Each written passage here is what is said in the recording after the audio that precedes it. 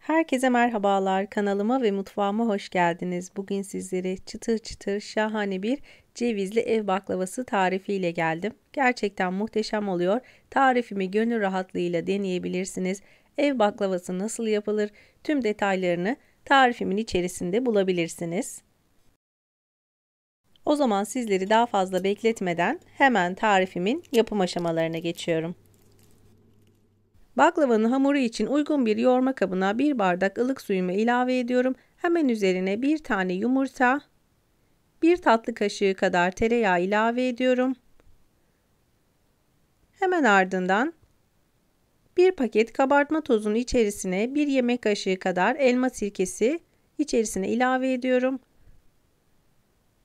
Şöyle aktifleşmesi için hemen bir miktar kenarda bekleteceğim. Eklemiş olduğum malzemeleri de şöyle bir karıştırıyorum.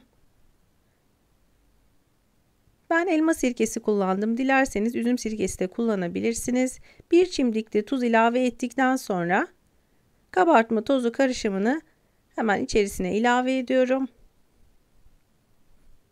Malzemelerimi şöyle güzelce bir karıştırdıktan sonra artık azar azar un ilavesi yaparak hamurumu yoğurmaya başlayacağım.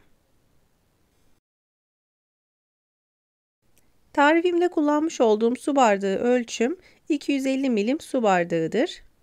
Tarifte toplamda 4,5 su bardağı kadar un ilavesi yaptım. Sizlerin kullanacağınız unun miktarı, unun kalitesine göre, yumurtanızın büyüklüğüne, küçüklüğüne göre değişkenlik gösterebilir. Sizler azar azar ve kontrollü bir şekilde ekleyin ununuzu. Baklava hamuru yapmanın en önemli püf noktalarından biri mutlaka hamurunuzu çok iyi bir şekilde yoğurmanız gerekiyor.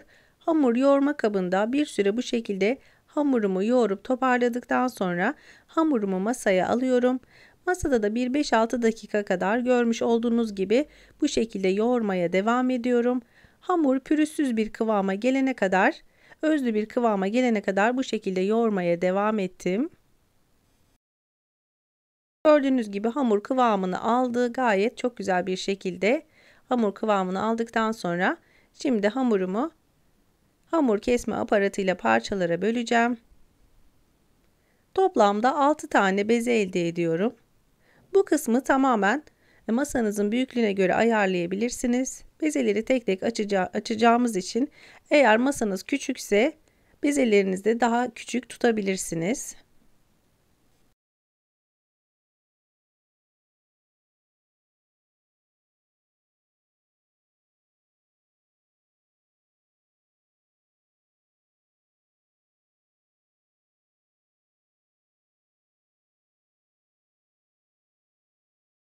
Tüm hamurlarımı bezeledikten sonra hemen kenara nişastamı aldım. Ben buğday nişastası kullandım. Dilerseniz mısır nişastası da kullanabilirsiniz. Bezelerin tamamını gördüğünüz gibi nişasta karışımının içerisine buluyorum. Daha sonra merdane yardımıyla hazırlamış olduğum hamurları teker teker açacağım. Pasta tabağı büyüklüğünde açmanız yeterli olacaktır. Bu şekilde hamurlarımı teker teker büyütüp hemen kenara alıyorum.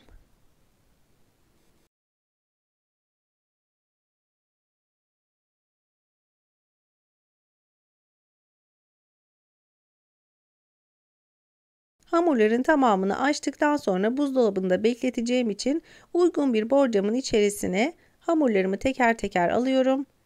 Aralarına bir miktarda nişasta serpiştiriyorum. Her iki hamurun arasına da buzdolabı poşeti koymayı ihmal etmeyin.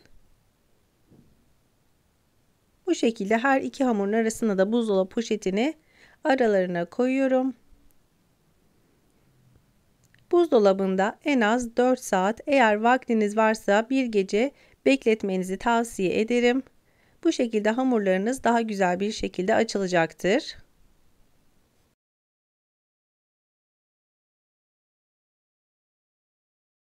Hamurların tamamını bu şekilde hazırladıktan sonra bu aşamada hamurların hava alıp kurumaması gerçekten çok önemli. Hemen üzerini streçle kaplıyorum. Dediğim gibi buzdolabında en az 4 saat, vaktiniz varsa da bir gece mutlaka muhafaza edin. hamurlarınız bu şekilde çok güzel bir şekilde açılacaktır.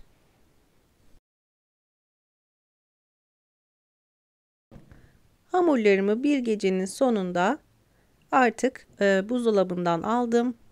Oda sıcaklığına geldikten sonra bir 10 dakika kadar bekleyin ve daha sonra oklava yardımıyla hamurlarımı teker teker açma işlemine başlıyorum. En başta yeteri kadar nişasta kullanabilirsiniz. Baklava hamurlarını mutlaka nişasta ile açın. Dediğim gibi ben buğday nişastası kullandım. Eğer dilerseniz mısır nişastası da kullanabilirsiniz. Baklava hamuru açarken yapmanız gereken birkaç püf noktasından bahsetmek istiyorum. Baklava hamuru için ortam sıcaklığı gerçekten çok önemli.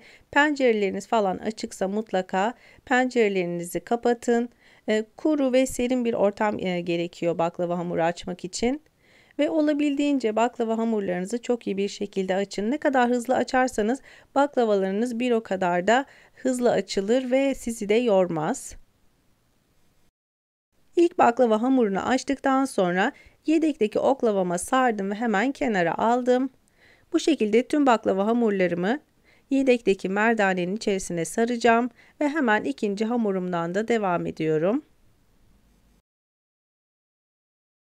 Baklava hamuru açarken hamuru gördüğünüz gibi kenarlarına baskı uygulayarak açıyorum. Ortasına baskı uygulamanıza gerek yok. Zaten hamuru her açma aşamasında ortası incelecektir. Sizlerin de gördüğü gibi iki elimle yanlara baskı uygulayarak çok hafif bir şekilde hamur çok kolay bir şekilde açılıyor zaten.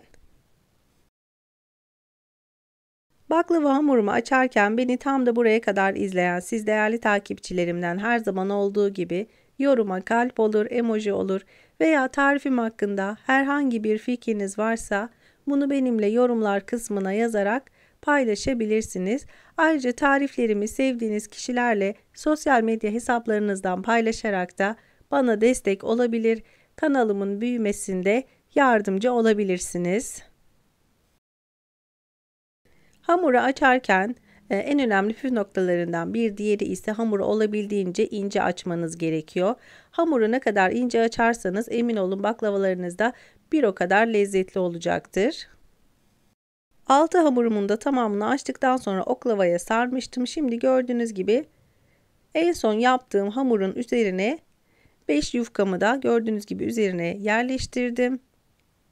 Kullanacağım tepsimin boyutuna göre bıçak yardımıyla hamurlar bir miktar daha tepsiden biraz daha büyük olacak şekilde gördüğünüz gibi kesiyorum.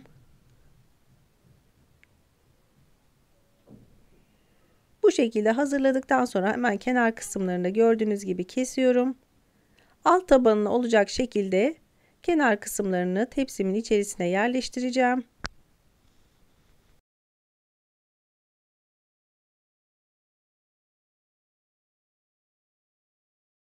Tepsimin boyutunda kestiğim baklava hamurlarını oklavaya teker teker sarıp kenara alacağım. Bu şekilde baklavamın en üst kısmında hazırlamış olduğum sardığım baklava hamurlarını bu şekilde kullanacağım. Baklava hamurunun kenar kısımlarını gördüğünüz gibi tepsimin içerisine düzgün bir şekilde yerleştirmeye başlıyorum.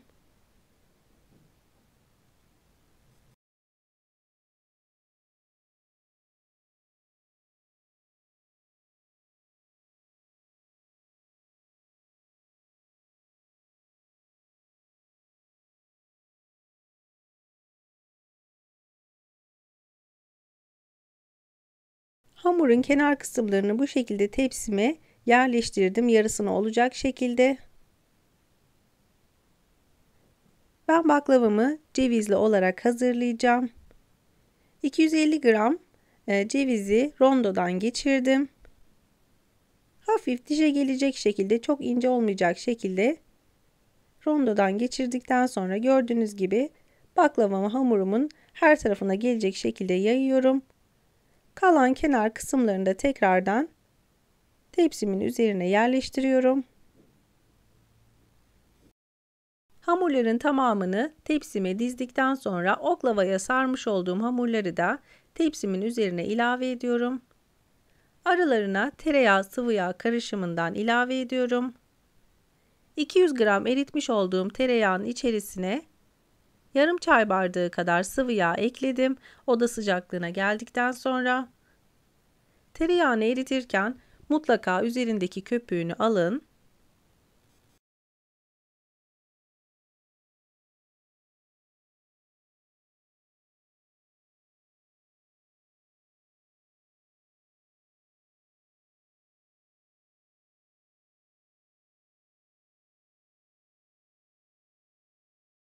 Hamurların tamamını tepsiye dizdikten sonra bir bıçak yardımıyla kenar kısımlarını içe doğru böyle bastırarak kenarlarını düzeltiyorum.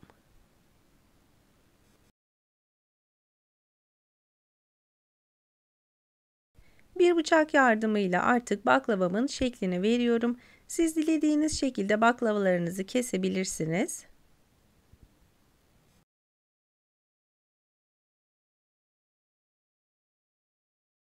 Baklavamı dilimlerken bu aşamada fırınımı da ayarladım. Mutlaka fırınınızı önceden ısıtın ve ayarlayın. 150 derece olacak şekilde alt üst ayarda baklavamı bu şekilde pişireceğim. Baklava hamurunu pişirirken lütfen çok yüksek derecelerde değil, olabildiğince en düşük derecede içini çeke çeke ağır bir şekilde baklavalarınızın pişmesi gerekiyor. Eğer çok yüksek derecelerde pişirirseniz baklavanızın dış kısmı hemen pişer ve içerisi hamur kalır. 150 derece olacak şekilde neredeyse 1 saat kadar baklavamı bu şekilde pişirdim.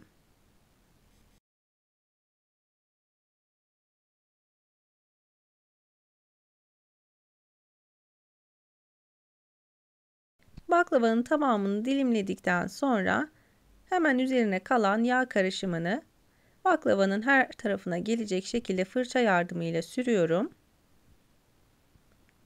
200 gram eritmiş olduğum tereyağının içerisine oda sıcaklığına geldikten sonra yarım çay bardağı kadar sıvı yağını ekledim. Dilerseniz tamamen tereyağlı da yapabilirsiniz sıvı yağ kullanmadan.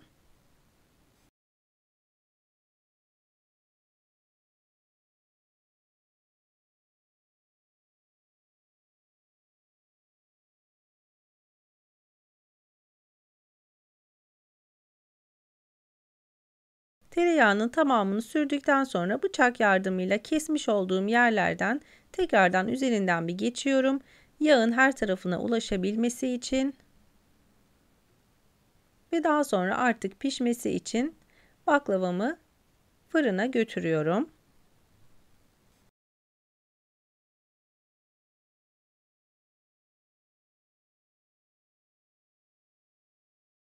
Baklavam fırında pişerken hemen baklavanın şerbetini hazırlamaya geçiyorum. 5 su bardağı toz şekerin içerisine 5 su bardağı kadar su ilave ettim.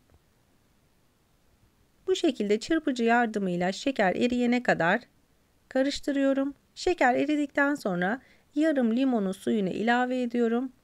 Yüksek ateşte kaynayana kadar kaynamaya başladıktan sonra da ocağımın altını kısıyorum. Tam 20 dakika olacak şekilde şerbetimi kaynamaya bırakıyorum. Baklava yaparken gerçekten şerbetin kıvamı oldukça önemli. Şerbetiniz ne çok koyu ne de çok akışkan bir kıvamda olması gerekiyor. Bu aşamada tatlımız sıcak, şerbetimizin de aynı şekilde sıcak olması gerekiyor. Gördüğünüz gibi şerbetin kıvamını sizlere daha yakından göstereyim. Ne çok akışkan ne de çok koyu bir kıvamda. Gördüğünüz gibi baklavamı fırından aldım. Baklavam sıcak, şerbetim aynı şekilde sıcak. Hemen üzerlerine kepçe kepçe şerbetimden ilave ediyorum. 2-3 saat kadar sonra şerbetin tamamını çekecektir.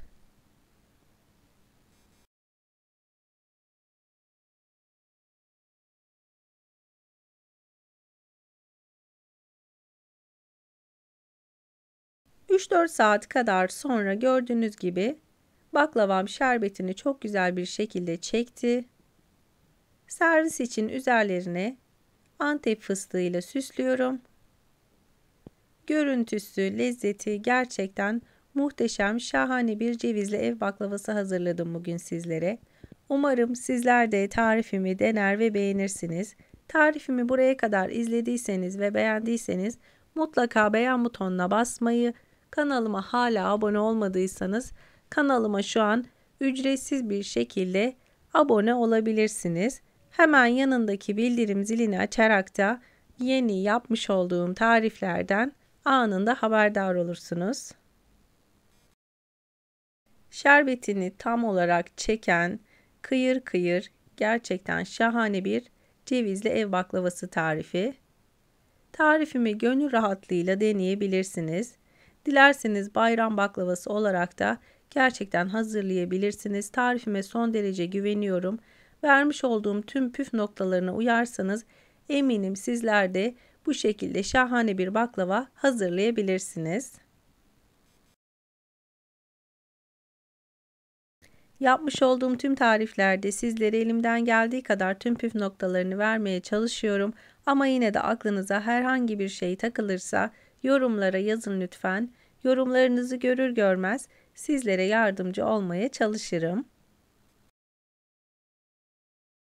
Tarifimi şimdiden yapıp deneyecek olanlara afiyet olsun, kolay gelsin. Umarım severek ve beğenerek izlediğiniz bir video olmuştur. Umarım sizler için faydalı bir video olmuştur. Tarifimle ilgili kullandığım tüm malzemeleri videomun altındaki açıklamalar kısmına ekleyeceğim. Oradan bakarak tarifimi güvenle deneyebilirsiniz. Sizlerin de gördüğü gibi gerçekten çıtır çıtır, altı üstü çok güzel bir şekilde pişmiş. Herhangi bir hamurlaşma meydana gelmedi. Dediğim gibi verdiğim tüm püf noktalarına uyarsanız eminim sizler de çok güzel baklavalar hazırlarsınız.